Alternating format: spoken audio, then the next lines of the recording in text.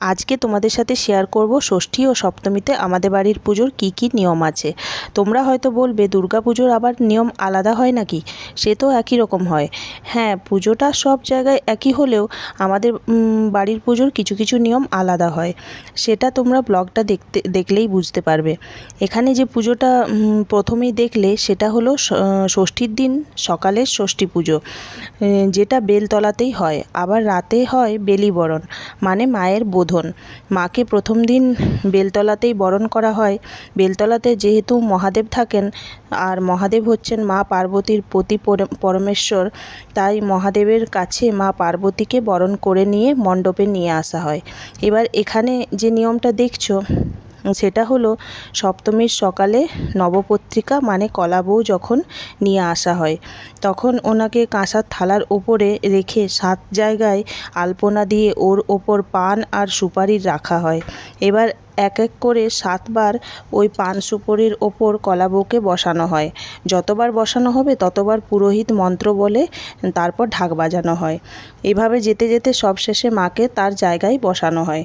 এই নিয়মটা যদি কারো বাড়িতে থেকে থাকে তো কমেন্টে বলবে।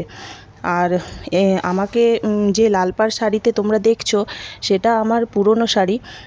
সপ্তমীর সকালেই আমাকে এই শাড়িটা পরতে হয়, কারণ যে আমি যেহেতু বাড়ির বড় বউ আর আমার শাশুড়ি মা যেহেতু গত হয়েছেন, তাই এই পুজোর সব নিয়ম আমাকেই করতে হয়।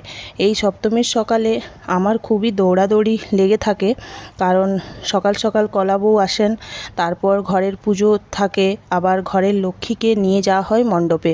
সব কিছু অনেকটা চাপের হয়ে যায়, কিন্তু মায়ের আশীর্বাদে সব কাজ খুব ভালোভাবেই হয়। এখানে দেখো আমরা 2 জা মিলে লক্ষ্মীকে নিয়ে যাচ্ছি মণ্ডপে। তোমরা এই ভিডিওটা দেখেছো, এর আগে আমি দিয়েছি।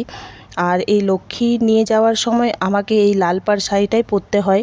তারপর শাড়িটা রেখে দিই, আবার দশমীর দিন লক্ষ্মীকে ঘরে নিয়ে যাই, সে সময় পরতে হয়। এবার দেখো, এটা ছিল আমার সপ্তমীর নতুন শাড়ি।